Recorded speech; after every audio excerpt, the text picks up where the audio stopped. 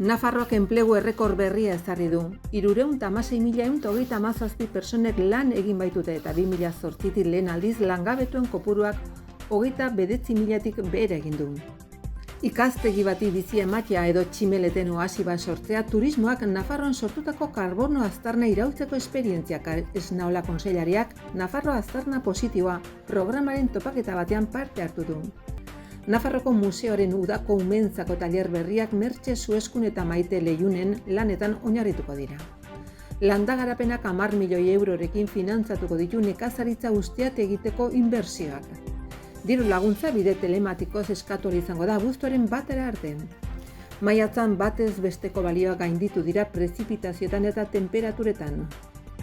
Iruñeko udalak aholkularitza eta laguntza zerbitzu berri bat eskaintzen du Iruñan ekitaldi jasangarriak antolatzeko.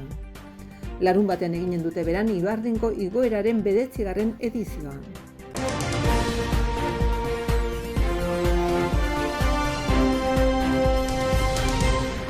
Nafarroak bertze errekor bat lortu du 316.137 personek lan egin baitute. Gizarte segurantzan maiatzan izandako afiliazioa foru komunitateak enplegua sortzen jarraitzen duela baieztatu du, apirilarekin alderatuta 2.945 afiliatu gehiago. Hau da, 0,84 gehiago baititu. Urteko hazkundeak berriz 4.874 afiliatu gehiago erregistratu ditu, hau da, 1,57 igoera izan du. Gainera, Nafarlansaren Nafarroko enplegu zerbitzuaren agentzietan erregistratutako langaben kopurua 532 personatan jaitsi da maiatzan, 1,8 murrizketarekin. Beraz, langabezi kopurua 29.000 personatik beherakoa da, lehen aldiz 2008tik. Zehazki 28.949 langabe daude Nafarroan, duela urtebete baino 820 gutxiago. Langaben kopuruan beherakada handiena izan duten sektoreak zerbitzuen sektorea 516 persona gutxiago hilabetean. Lehen sektorea 54 persona gutxiago 3,8 jaitsiera eta eraikuntza sektorea 15 gutxiko 1,1 jaitsiera izan dira. Industrian 53 langabe gehiago 1,2 igoera. Aurreko enpleguri gabeko kategoriak ez du aldaketarik izan langabe kopurua berari eutsiz.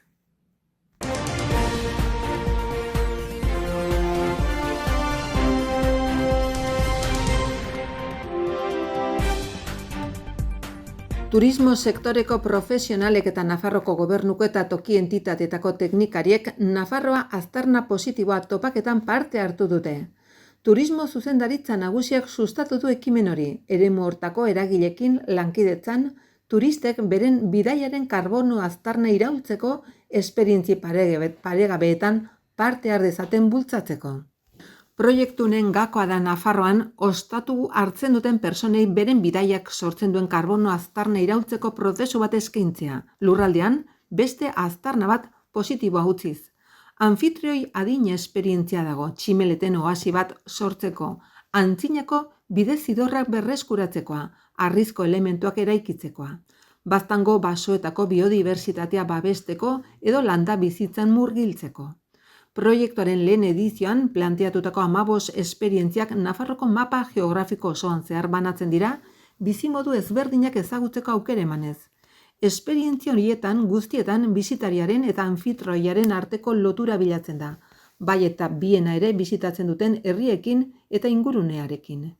Ingurumena hobetzen, landa ondarea eta biztanleria mantentzen eta eskualdeko kultur nortasuna babesten modu aktiboan laguntzera gonbidatzen duen turismoa da.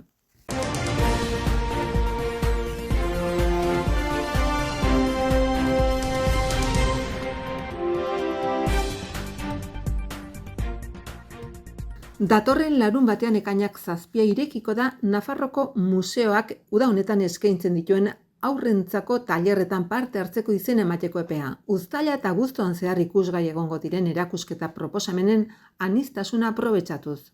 Jolasian asmatu kontatuz sortu tailerrak Mertxe Sueskun eta Maite Leiun bezalako artisten uniberso sortzaile aberatsa eta askotarikoa ezagutzeko aukera emango du.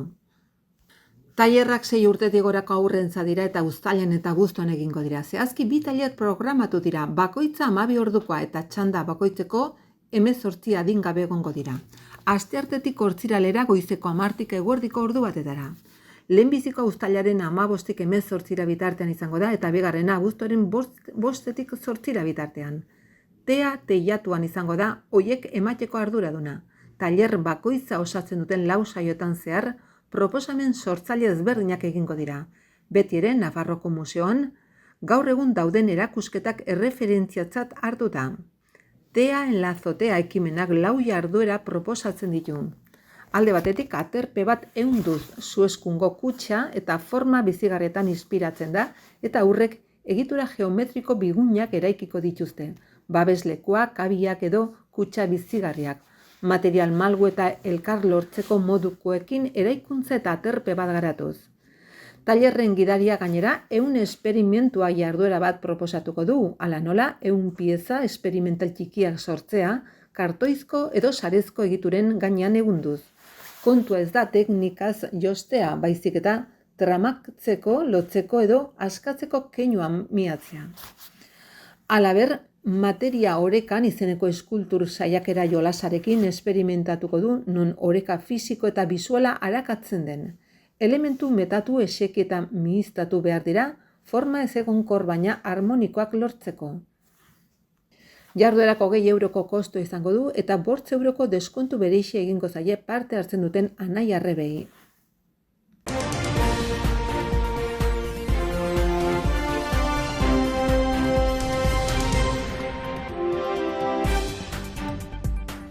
Landa Garapen eta Ingurumen Departamentuak nekazaritza ustiategitako inbertsio finantzatzeko laguntzen deialdia argitaratu du Nafarroko aldizkari ofizialean. Departamentuak 10 milioieko euro bideratuko ditu Nafarroko nekazaritza ustiategien merkatuari eta lehiakortasunari begirako orientazio hobetzeko. Titularrek datorren abuztuaren 1 arte aurkeztu izango dute eskabidea, izapide fitxaren bidez. Deialdi honen bidez, departamentuak diruz lagunduko ditu ustiategiak berrigituratu eta modernizatzeko inbertsioak produktiboak, ustiategiko bertako nekazaritza produktuen merkaturatzea edo lehen eraldaketa hobetzea. Makinak berriak erostea eta instalatzea, programa informatikoak, patenteak edo lizentziak garatzea, eta laber errendimendua hobetzen duten automatismo prozesok edo osagarriak. Horrekin guztiarekin Landa Garapenak nekazaritza ustiategiak modernizatu eta hobetu nahi ditu, tamainari dagokionez berregiturak eta erraistu eta sektoreak gazteak ezartzea bultzatu eta horri jarraipena eman.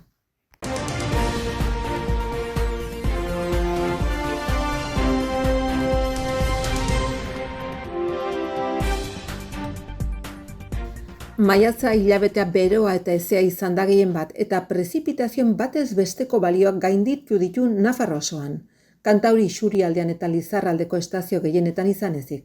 Urtagietan bildutako ura apirilean zegoen 185tik gaur egun 182 zortzira igaro da. Landa Garapen eta Ingurumen Departamentuak hilero egiten duen iruzkin meteorologikoaren arabera azken hilabeteko batez besteko temperaturak batez bestekon gainetik egon dira Nafarro osoan. Batez besteko balioekiko 0 eta 0,5 graduko diferentziekin. Hilabetea gehien bat beroa izan da ipar arenean eta Ebroko aranaren behealdean eta normala foru komunitateko gainerako lekuetan. Batez besteko balioetatik gehien aldentzen diren estazioak Errokoa 2 gradu gehiago, Zalba grado terdi gehiago eta Lesaka eta Oroz Betelu grado kakotx 0 gehiago. Haize boladarik handienak Gorramendin izan ziren maiatzaren 1 eta 21 105 km/orduko haize boladarekin. Aranlarren maiatzaren 2 85 km/orduko haizeekin eta Arangoitin maiatzaren 2 82rekin.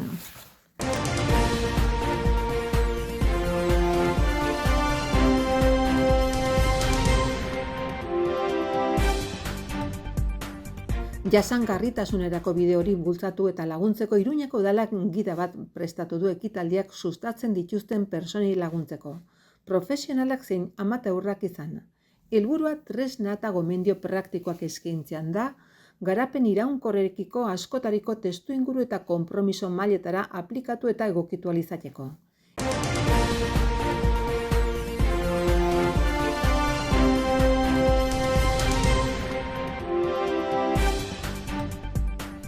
Larun batean eginen dute beran Ibardingo igoeraren 9. edizioa. Nafarroko Mendiko Koparako eta Nafarroko Mendiko Junior Koparako puntuagarria izanen da. Goizean goizetik bilduko dira autoak beran, goizeko 8:30 hasiko baitira lehen egiaztapen teknikoak egiten. 12:30 itxiko dute Ibardinera doan NA 1310 errepidea eta 1:30 hasiko dira entrenamendu ofizialak eta ondotik 2 manga eginen dituzte. Parte hartzaileek 4,3 kilometroko igoera egin behar dute NA 1310 errepidean. Laizterketa bukatzean sari banaketa Tokionako estalpean eginen dute eta handik Zalainera joanen dira guztiak afaltzera.